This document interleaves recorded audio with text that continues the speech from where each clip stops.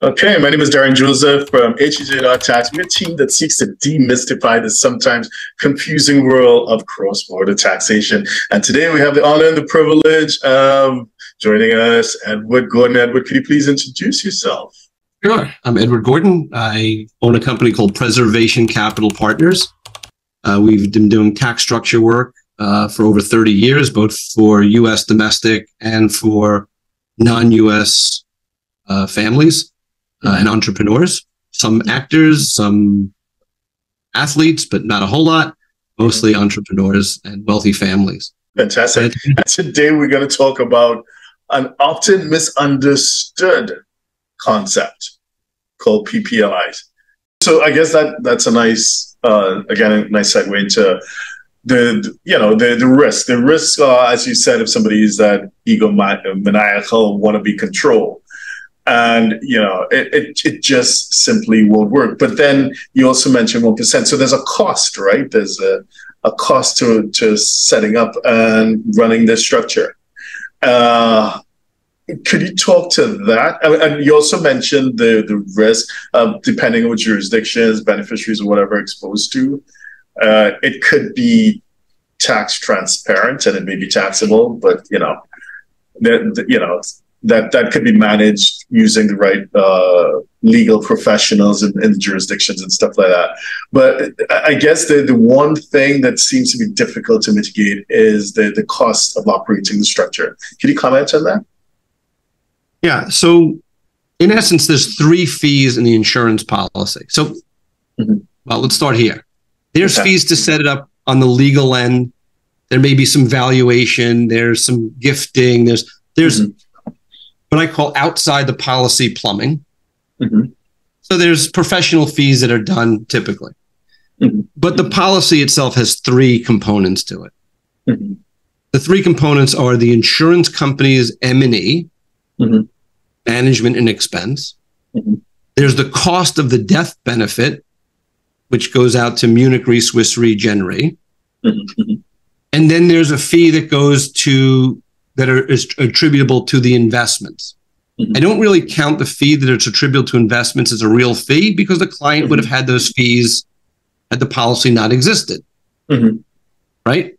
I mean, still, if you had money over at a hedge fund, they're going to charge you 2 and 20 maybe. Well, they're going to charge the policy 2 and 20. So it's so let's just talk about the 2 fees that are in the insurance policy: the insurance company's M&E and the death benefit cost that goes to the reinsurer. Those fees, depending on how you design it, can range anywhere between 60 to 115 basis points.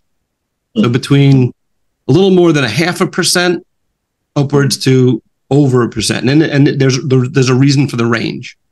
One is the design. So you can design an insurance policy that may be really efficient from a cost perspective, but inefficient from maybe your ability to access your cash value. You may make it slightly more efficient from a cost perspective, but if you borrow money out of the policy, it won't be tax-free, it'll be taxable. So for the client who says, I'll never borrow my money, I have one design. From the client who says, well, I don't really have a need to borrow it, but I want to be able to borrow it. Well, you'll pay an ordinary income tax on your borrowing, but the cost of the contract will be cheaper. And then the client who says, no, I want full rights to my cash value, and I don't want to pay tax on my borrowing. That's the third regime. And then there's also different designs that we get involved in. I've done group insurance policies where my client's not the insured. We insure thousands of people's lives and we own the cash value. So if you think of, I'm from New York, so we think about everything in the form of pizza. The sauce and the cheese is your cash value. And the death benefit piece is the crust. And when an employee dies, you get back 1/1000th of your cash value tax-free.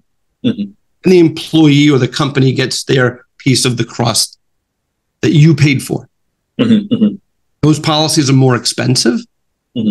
However, I could deploy far more money into these policies than I could on a single life Mhm.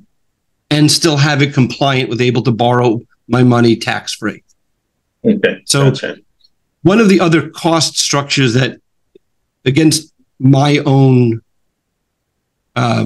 interest, we do and we mandate, there's two things. One is we only work with insurance companies that will guarantee their cost structure, meaning that it is scheduled in the contract and cannot be changed. Right. Yeah. No bait I don't and need to switch. see. I don't need to see some fine print that says at any time the insurance company has the sole discretion to change the M&E fee. It's not going to go down. Mhm. I assure you, it's not going to go down. Mhm. And it's nothing more than the frog in the boiling water, where they keep on creeping that up until the guy he doesn't realize that he's boiling to death. Yeah. So we're sticklers about that. Mhm.